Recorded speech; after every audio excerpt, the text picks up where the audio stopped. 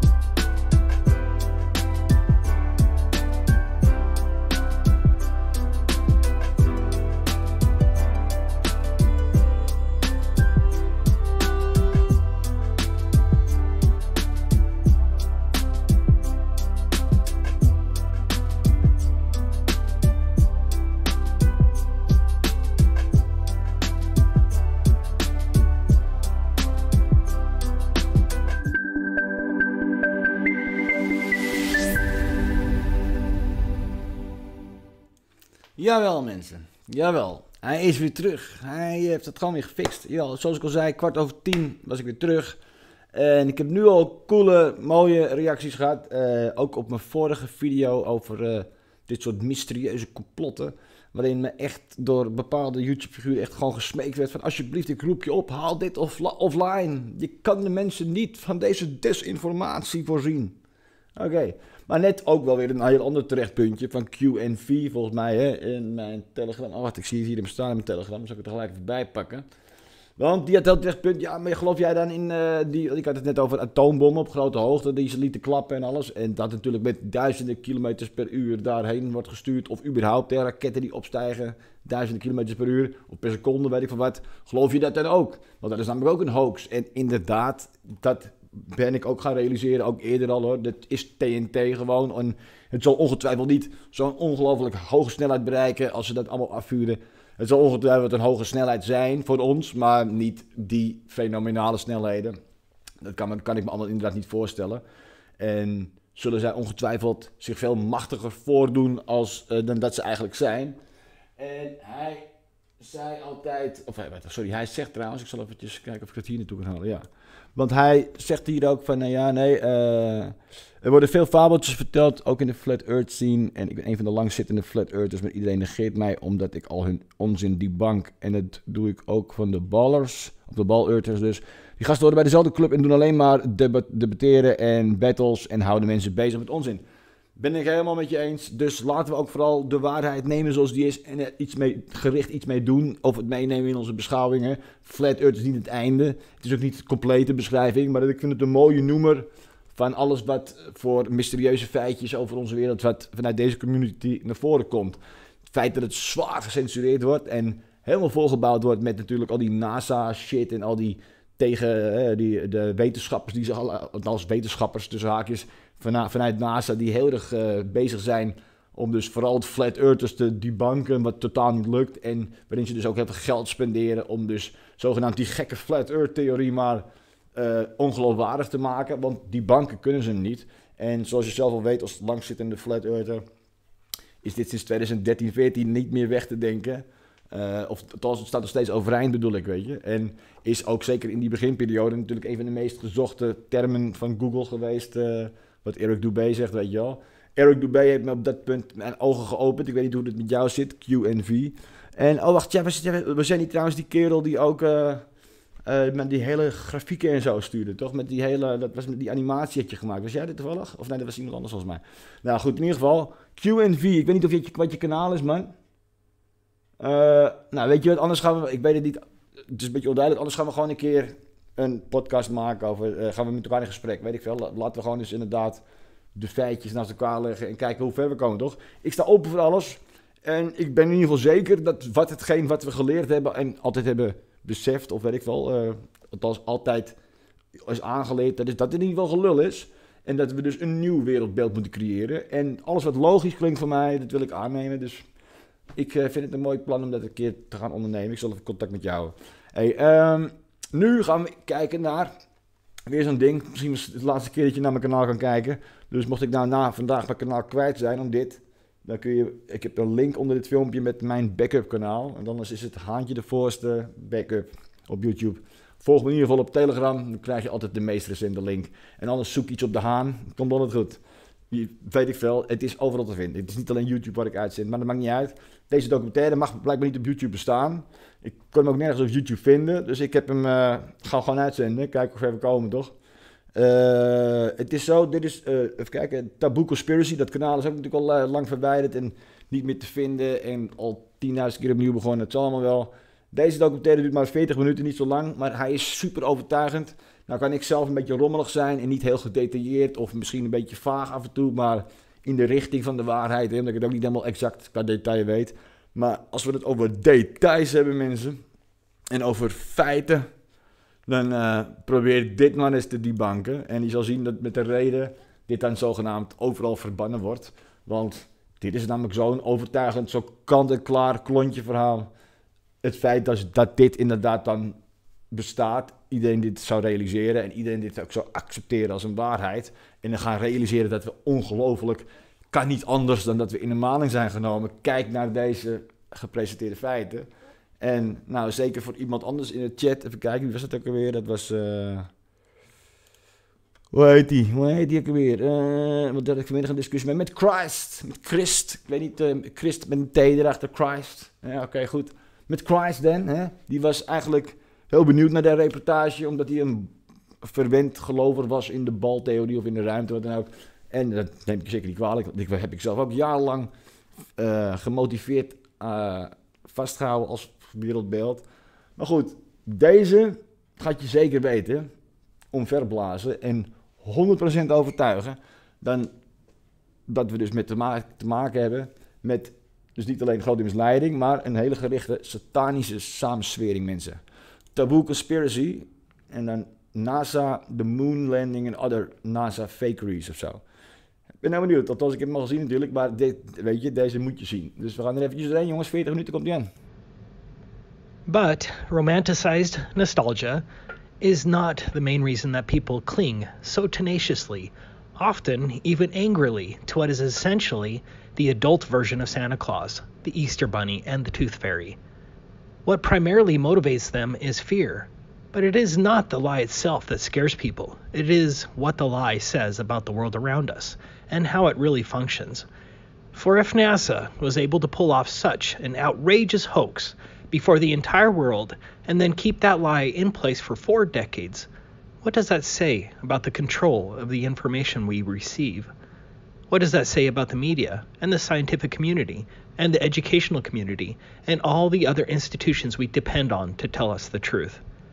What does that say about the very nature of the world we live in? This is what scares the hell out of people and prevents them from even considering the possibility that they could have been so thoroughly duped. It's not being lied to about the moon landings that people have a problem with. It is the realization that comes with that revelation.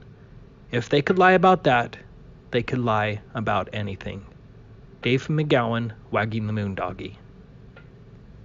Thank you, everyone, for allowing me to speak today on the phony moon landings and space fakery. Now, I've put out quite a few videos on the moon landings hoax and space fakery, presenting a myriad of proofs, evincing that we've been lied to about pretty much everything related to space. If you are on the fence, I hope that I may present enough evidence here today that you'll go out and conduct your own investigation. At the very least, I can maybe point you in the right direction. I find it interesting how our affinity with space has become so strong that I would dare say that people love space, and that love is so blinding that they will deliberately not face the obvious adultery taking place behind their backs. I don't understand the willfully blind person. Hey man, I have pictures proving that she's lying and cheating on you. I don't want to see that. Get away from me. She'd never do that. Our love is too strong. I can't compete with that level of indoctrinated space love. No one has ever been to space, but the media has molded humanity into a society of myopic space lovers who will defend space's honor to their dying breath. I guess it's pretty pathetic. Hopefully, we can break your love affair with space. It's not a question about how much proof we have evincing the Apollo missions in space are fake. The real question is whether you will look. Here is one of the earliest attempts at faking space. The flight was in 1962, and yes, this was passed off as legitimate footage. We already know that these high-altitude balloons are the closest that we're ever going to get to space. But I do find it interesting how we were supposedly taking astronauts into these craft as early as 1962. But this part is the best. Here's the so-called footage from space. Let's look at that one more time. you know there's some shill liar out there somewhere trying to defend this footage. It's refraction that made the star appear through the moon. And that's why the footage looks like it was taken from the Twilight Zone television show. Obviously, the level of fakery has gotten much better since the 1960s, but mistakes are still being made. The proof isn't what NASA got right. The proof is what NASA got wrong. Because if NASA faked any of it, then we rightfully should assume that NASA faked all of it. NASA is a criminal organization. Every one of its executives should be thrown in slave labor camps until they pay back all of the money they stole under false pretense from the American taxpayer. Let's begin with the laughable Apollo moon missions. I don't believe there's a single genuine person who has diligently looked into the moon landings hoax evidence and still believed in the Apollo missions. The moon landings are patently ridiculous. You just need to be able to set aside your indoctrination and spend some time researching it with a skeptical but open mind. For goodness sakes, the last time man was allegedly on the moon was December 14th, 1972. It has been nearly 47 years since man was supposedly on the moon using only 1960s technology, which astronaut Donald Pettit says NASA destroyed. That fact alone says they lied and shifts the burden of proof to NASA. There is no plausible excuse. NASA steals $59.7 million per day from the American taxpayer. They certainly have enough money to repeat what was already done back in 1969. Oh yeah, I forgot what Don Pettit said. That amazing technology was destroyed. Back in February 2001, there was a special on Fox that was called Conspiracy Theory Did We Land on the Moon? I watched that show when it aired, and I thought the Fox show raised some excellent points. However, a couple years later, I came across a debunking article by Phil Plait on the website Bad Astronomy. This article is still cited as the creme de la creme of debunking articles. I read through it all and became convinced that there was an answer to all of those conspiracy allegations. At least that's what I hoped. At that time, Phil Plait was my hero. He saved me from the crazy moon landing conspiracy theorists. From that time, we saw many other so-called debunking experts rise up, like the Mythbusters, Snopes.com, Metabunk, Popular Science, and many more. I mean, who can doubt the sincerity of the Mythbusters, Jamie and Adam, right? Damn liars. But let me get back to my story. For several years, I was one of those pompous people who scoffed at moon landing deniers because I read that article from Phil Plait. Then one day, another lawyer recommended that I read a series of articles on the fossil fuel hoax written by a Dave McGowan. I actually don't know if you can still read those articles, but what McGowan wrote made absolute sense, that there is no such thing as a fossil fuel. It is an utter hoax. We could devote a whole conference to that subject. But then I changed my life forever. because I clicked on another article by Dave McGowan titled Wagging the Moon Doggy. David tragically died a few years ago from cancer, but I hope his work will be remembered for 100 years. That is, if it can survive the coming internet purge. I highly recommend you read the entire Wagging the Moon Doggy series while you still can. And if you prefer, I have the full narration on my YouTube channel. You can ignore everything I say here, but please go read the Wagging the Moon Doggy series because it is awesome. I'm going to cover many of the points made by David McGowan, but I can't compete with his humor. Even though he believed in space, McGowan was brilliant. But above all else, David introduced me to these two laughable Apollo photographs that destroyed the NASA moon landings forever for me. I certainly didn't see these photographs on Phil Plate's website or on the Mythbusters. This here is the official lunar lander. When I usually show this to people, they automatically think it's a joke. No, seriously, this is an official photograph of the Apollo lunar lander, and you have to be a damn idiot if you don't see how ridiculous this is. Fortunately, they took a close-up photograph as well. Curtain rods, aluminum foil, tar paper, scotch tape, some useless abstract art sculptures that do nothing but look spacey, and some very poor construction. Look at the paneling. It's a disaster. If someone sheetrocked your basement like this, you'd demand your money back. But this is supposed to be an amazing spaceship constructed by the best engineers and scientists. It's absolute garbage, a shameful prop made by a high school drama club. Looking at the photographs side by side, it's unbelievable to me that they got away with this for so long.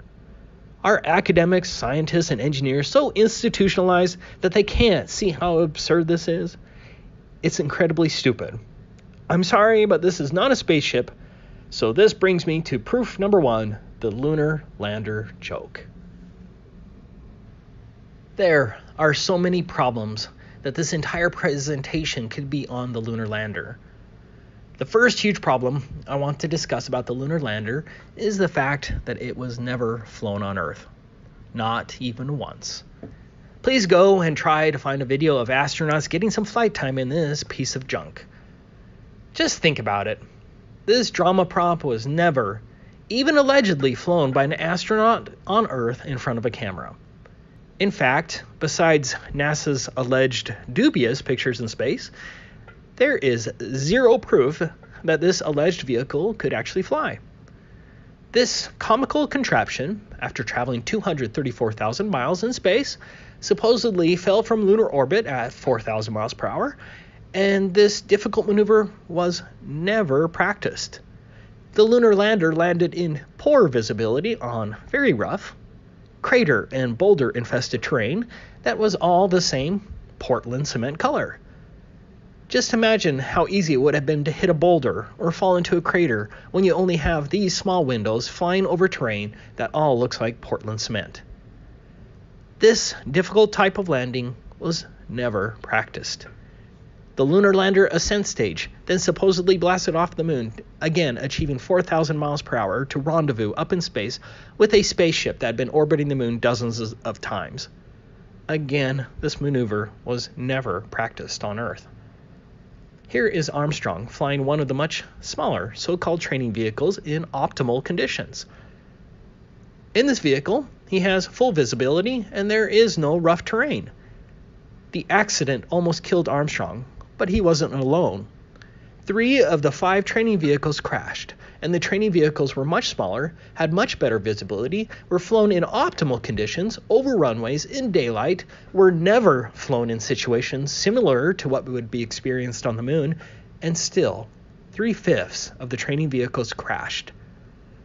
That is not a good safety record, and these were far simpler craft. Notice that the conditions the training vehicle was flying over were nowhere near what would happen on the moon. It's flying over an airfield.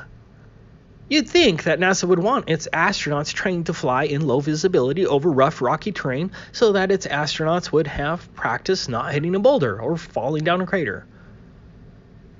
Yet, NASA didn't find it prudent to have the astronauts actually practice flying the lunar lander on Earth. No reasonable, prudent person would consider this a safe way of landing on the moon.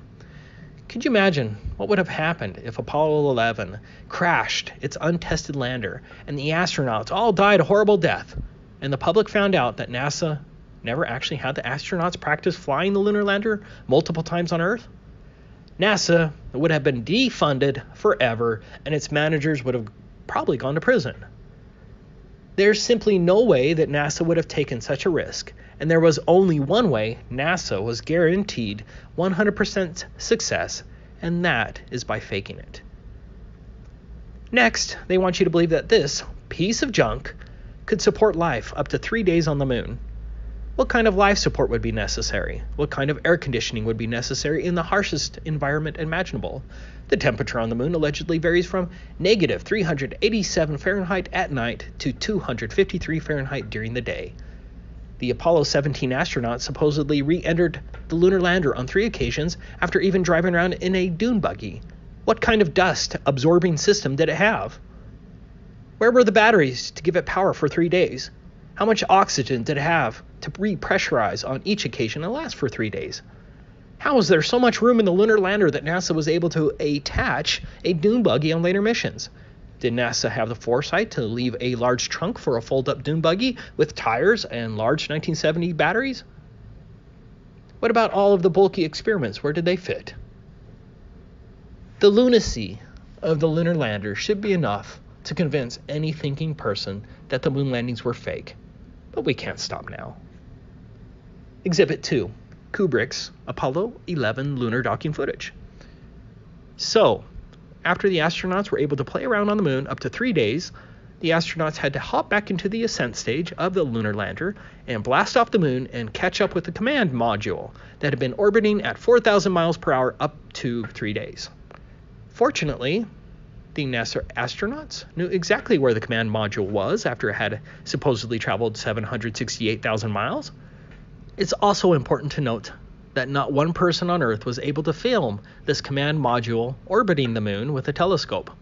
You can supposedly see dark craters on the moon that are only 1 kilometer in diameter, but you can't see a large chrome spacecraft that would be reflecting sunlight like a mirror orbiting the moon dozens of times.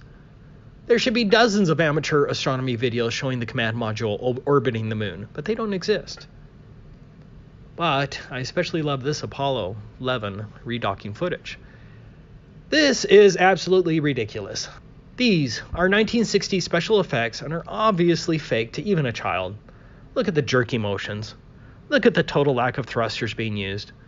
I've had many people ask me if this is genuine NASA footage, and yes, it is. I actually feel pretty bad for you if you believe that's a spaceship that just blasted off from the moon traveling at 4,000 miles per hour. Maybe you noticed that the video footage of the docking lunar lander appears eerily similar and as fake as Kubrick's 2001 A Space Odyssey. Exhibit 3. The preposterous Apollo ascent stage.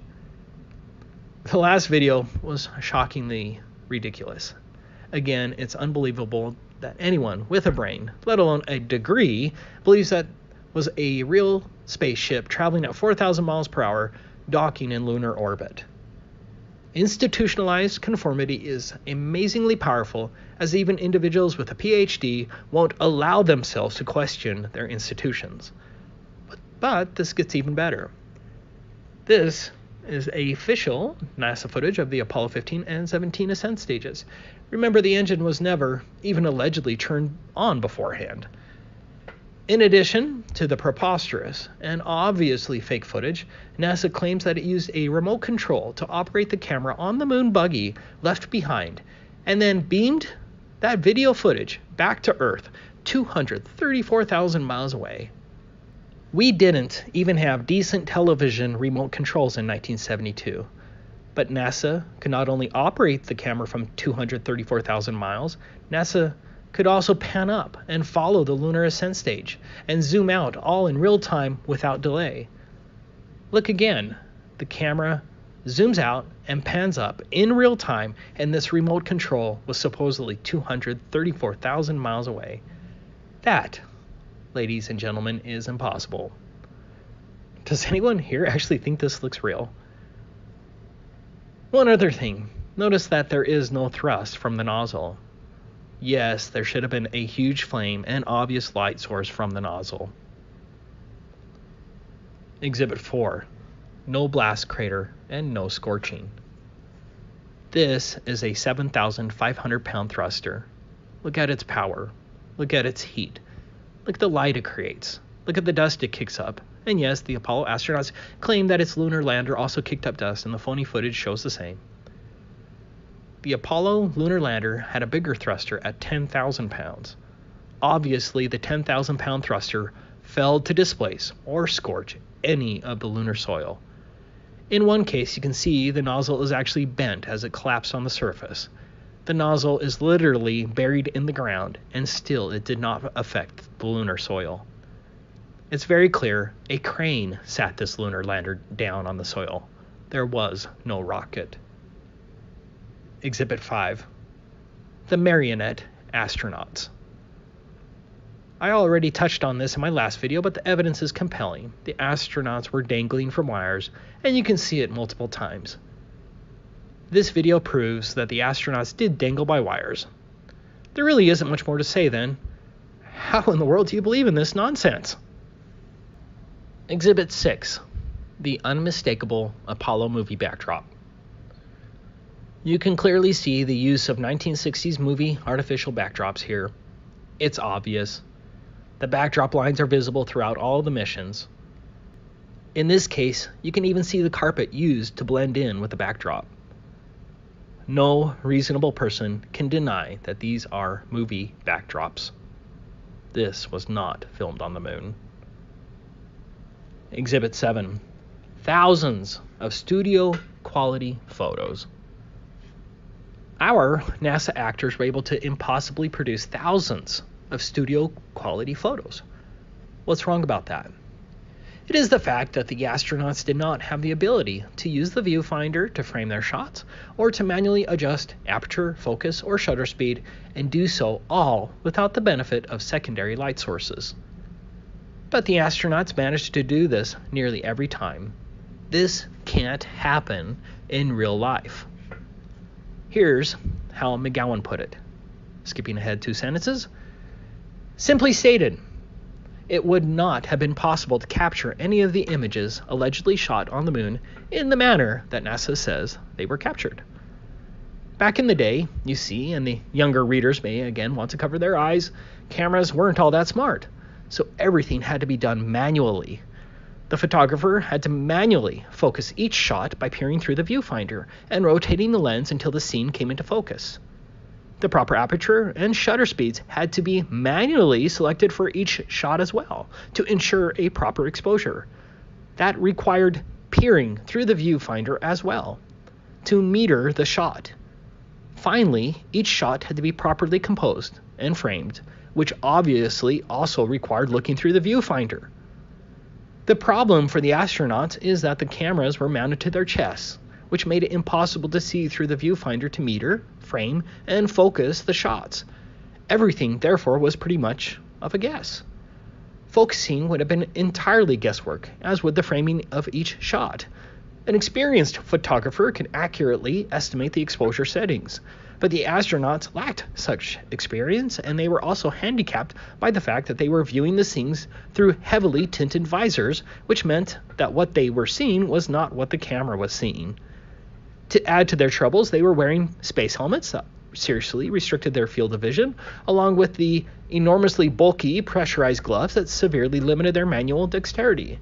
The odds then of getting even one of the 3 elements, exposure, focus, and framing, correct under those conditions on any given shot would have been exceedingly low.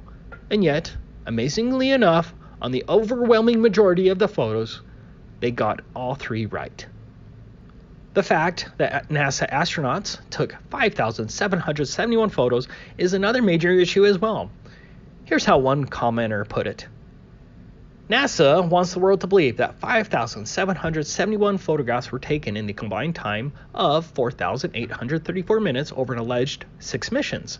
This equates to Apollo 11, 1 photo every 15 seconds. Apollo 12, 1 photo every 27 seconds. Apollo 14, 1 photo every 62 seconds. Apollo 15, 1 photo every 44 seconds. Apollo 16, 1 photo every 29 seconds. Apollo 17, 1 photo every 26 seconds. Given all the facts, was it possible for 2 men to take that many photos in so short a time? Any professional photographer will tell you it cannot be done. Virtually every photo was a different scene or in a different place, requiring travel. As much as 30 miles travel was required to reach some of the photo sites. Extra care had to be taken shooting some stereo pairs and panoramas.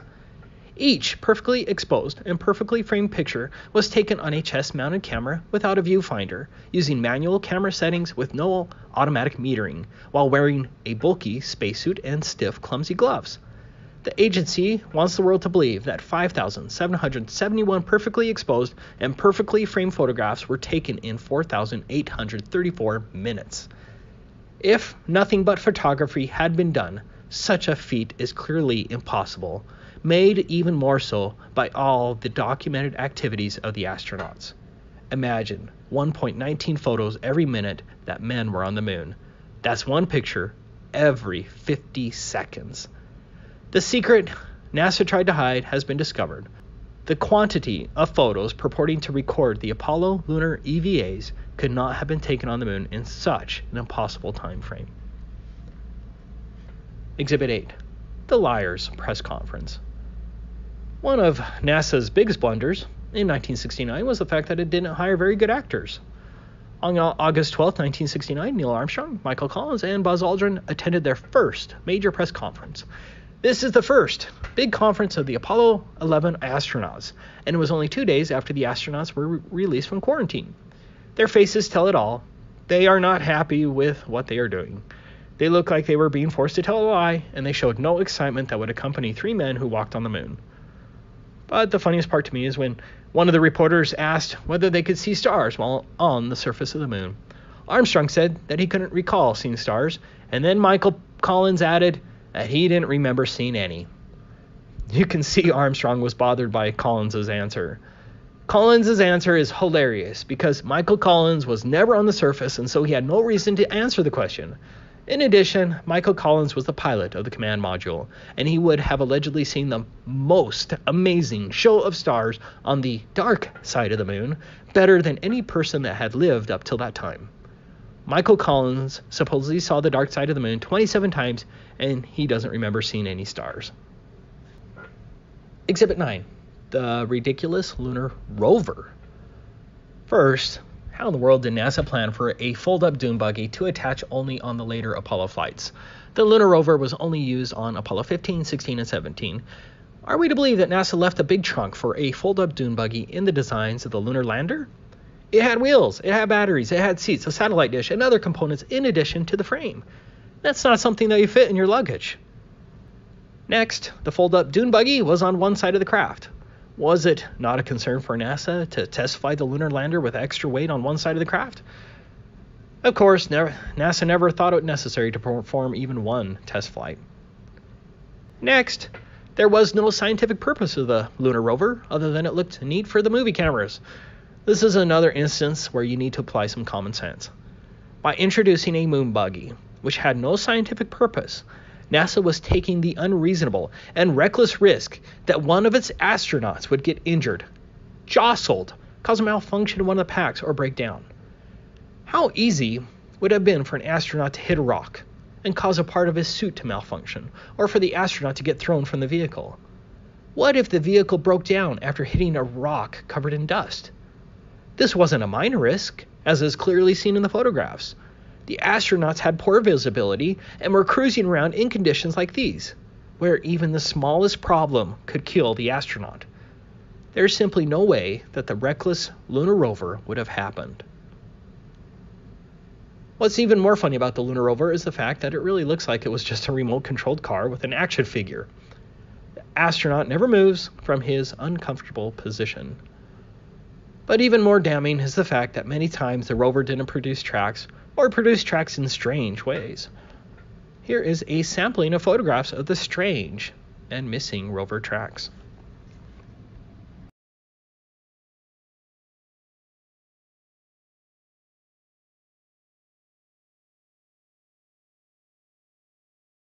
Exhibit 10, proof of secondary light sources. Of course, NASA could have easily filmed the Apollo movies with just one light source, but NASA needed those thousands of studio quality photos, and so NASA did use other light sources. Mythbusters tried to deceive its audience by busting this photograph by using a grainy, darkened version, and still failed to create the lighted astronaut as depicted in the demonstration. I changed out the darkened NASA photo used by Mythbusters and replaced it with the NASA original. Do you see the huge difference? Now, compare the original NASA photo with the Mythbusters version. Mythbusters certainly did not bust this argument whatsoever, and Mythbusters lied about it. But what's more telling is what Mythbusters ignored, and that's this photograph. This one photograph proves the entire Apollo mission's false, as it is 100% impossible for that astronaut to be lit up like that on the shaded side of the lunar lander without additional light sources. Exhibit 11, the tinfoil thin lander. According to McGowan, another curious fact that first on the moon made note of was that, according to Harold Loden, Apollo 11 mission controller, the skin on the crew cabin of the lunar module was very thin, and that was all done because of weight savings. Another talking head added that if you really took your finger and poked hard at it, you could poke right through the outer skin of the spacecraft. It was about the thickness of 2 layers of aluminum foil. Project manager Thomas Kelly concurred, noting that the aluminum alloy skin of the crew compartment was about 12 1/1000ths of an inch thick. That's equivalent to about 3 layers of Reynolds wrap that you would use in your kitchen. Astronaut Lavelle stated, "Whenever I saw a model of the lunar module, it had these rigid sides, and it really looked strong. Turns out that external portions of the lunar module are made up of mylar and cellophane, and it's put together with scotch tape and staples. We'd had to have pads on the floor, because if you dropped a screwdriver, it would go right through the floor." And astronauts lived in this for days with multiple repressurizations, and merely dropping a screwdriver would kill them. As pointed out by David McGowan, the lunar lander actually failed the Grumman pressure test, which blew out a window, and no one seemed to care, as no design changes were ever made. Come on. Exhibit 12, the inverse square law of light. I think it was maybe Jeranism or Globebusters or both who first mentioned this, but this is a terrific proof of the fake moon landings, and it deals with how much illumination there would have been on the lunar surface according to the heliocentric model. The inverse square law describes the intensity of light at different distances from a light source. Every light source is different, but the intensity changes in the same way, meaning this is a law for all light sources. The intensity of light is inversely proportional to the square of the distance. This means that as the distance from a light source increases, the intensity of light is equal to a value multiplied by 1 divided by d squared. Here are the simple equations. As an example, if you place a 100 lumen bulb in a floodlight that shines on only 1 square meter of surface, that surface will be lit at 100 lux. However, if you back the floodlight away to shine on 4 square meters, the surface is now lit with 25 lux. The full moon, which is supposed to be reflecting sunlight, has an illuminance up to 1 lux on the Earth's surface. That's not substantial, but a full moon has enough illuminance to read from it here on Earth. It is allegedly 376,285 kilometers to the moon, from Earth's surface to moon surface. Let's assume our Apollo astronaut is 0.01 kilometers, or 1 meter, above the surface of the moon. We now plug the numbers into our inverse square law equation to find the intensity of the moonlight at the surface, solving for intensity at distance 2. I have the numbers on the printout, but you can see for yourself the problem. Sunlight has an illuminance up to 128,000 lux on Earth. That's pretty bright. That's as bright as it gets. Assuming my math and figures are right, applying the inverse square law, the Apollo astronauts would have experienced 1,106,100,000,000 175,009,570 times more illuminance on the moon's surface than direct sunlight on Earth. Essentially, based on the inverse square law, at the moon's surface, the light would have been the most blinding light imaginable, and there should have been no photographs possible on the lunar surface.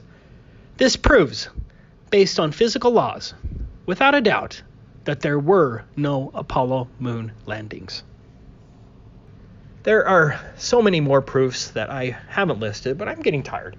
Here are just a few more quick points. Go to this website, aulis.com, is the best moon landings debunking website out there. There are many articles written by PhDs and other experts in the field, but this was one of my favorite articles. Using parallax laws, the study concluded the following.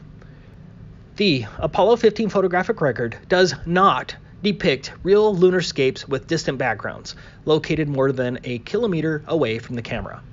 These pictures were, without a doubt, taken in a studio set up to 300 meters in size. A complex panorama mimicking the lunarscape shows degrees of movement, such as horizontal and vertical changes, to give an impression of imaginary distance to the objects and perspective. Stereo parallax proves the Apollo mission's fake. One of the most common objections to the fake moon landings argument is that NASA has hundreds of supposed moon rocks. Of course, no one knows where these rocks are, and no one is allowed to actually independently investigate these moon rocks, but NASA itself destroyed this biggest proof of theirs when it gave one of its so-called moon rocks to a Dutch museum that actually analyzed the rock. As it turns out, the Dutch were given a glorious piece of petrified wood that most certainly didn't come from the moon. When one rock is proven fake, then we, the people, must rightfully assume that the rest of these alleged rocks are also fake. Building on the fact that you can see the 1960s movie backdrops repeatedly during the Apollo missions, we run into another problem. NASA reused same backdrops for different locations. Here's a good example.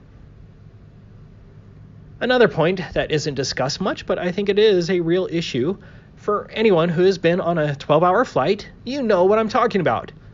It is the human impossibility of sitting in a confined space for 12 days straight. Astronaut Ronald Evans on Apollo 17 supposedly sat like this for 12 days and 13 hours. I don't think that's humanly possible, and no one discussed this extreme torture. Finally, go through all of the photographs analyzed by Jack White, found on the AULIS website. It's fantastic, and it would take me hours to go through them all. Hopefully, there's no one left here that still believes in the Apollo moon landings. If you do, I'm sorry. I truly am.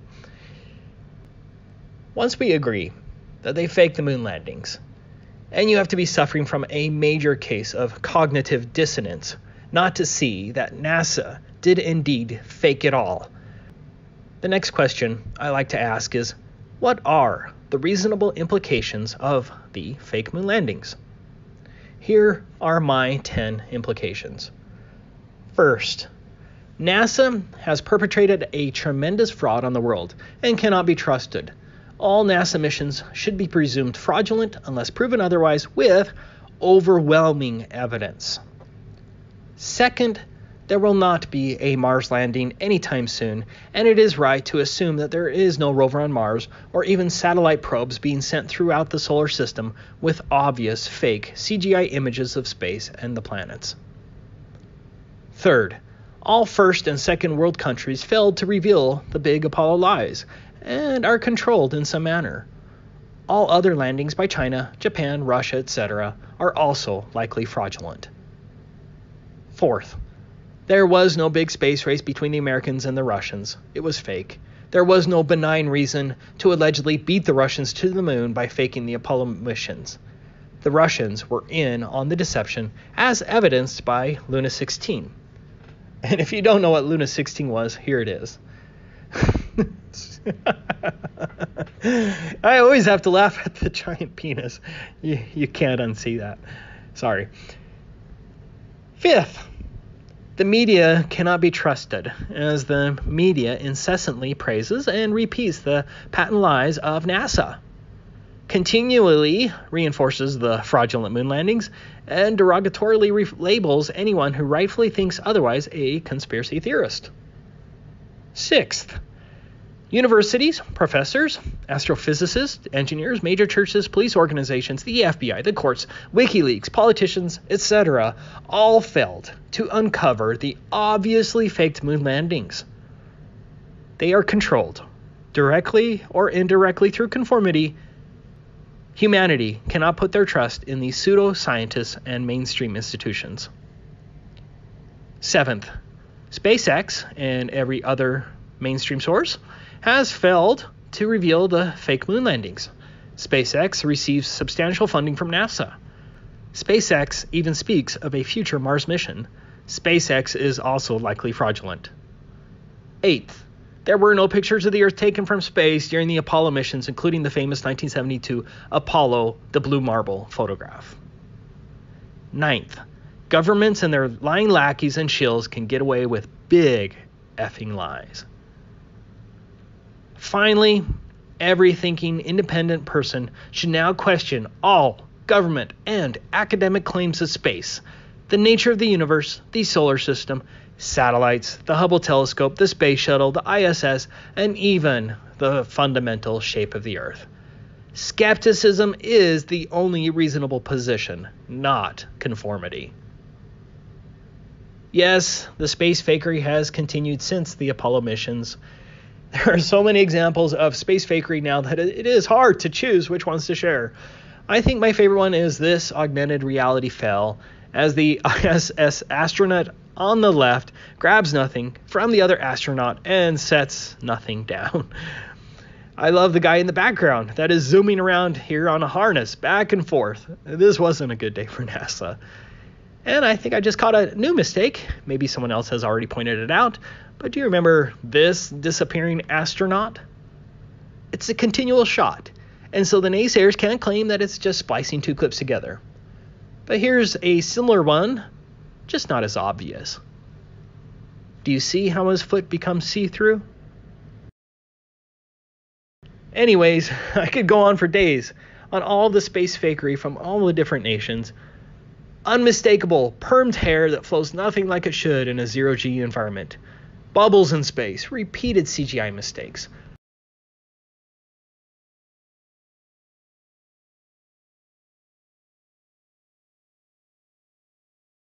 Obvious use of harnesses and wire fails. Evident use of blue screen technology. The reckless playing with water.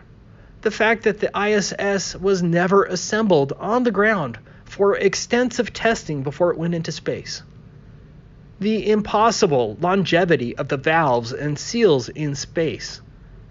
A mistaken reflection of a cameraman off of a cosmonaut's visor, etc. But in the end, it really depends on whether you will allow yourself to investigate the matter. The bottom line is, if they can lie about the Apollo moon missions, the Columbia mission, satellites, ISS, or space, then they could lie about everything. Thank you again for allowing me to speak today, and I especially want to thank Adi Roos for organizing this spectacular event. This has been wonderful. I hope that we can all meet again someday. Thank you very much.